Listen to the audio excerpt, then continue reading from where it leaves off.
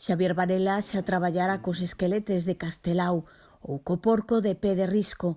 Tamén coñecía o traballo de Xaquín Lorenzo Xocas, así que sabía como quería facer o seu retrato, no que aparece a imaxe dun carro enfrontado ao propio Xocas, trazando unha traxectoria da que nunca se saíu. El ten moitísimas publicacións, e todas no mesmo sentido, o sea, referentes a Galiza, ao patrimonio cultural galego.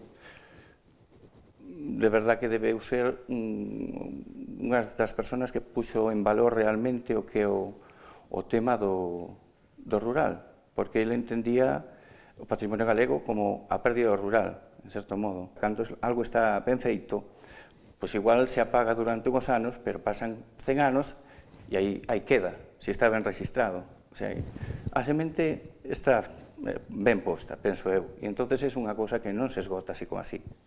Nestes momentos, Varela traballa coa figuración libre, un pouco simbólica, misturada con interpretación, ás veces psicolóxica, tamén abstracción lírica. Di que lle gusta non saber onde vai rematar o cadro e fala tamén dese respeto que exixe a cultura. Eu penso que se posiciona sola, porque non solamente unha cousa decorativa, nin unha cousa tal, sempre é incómoda.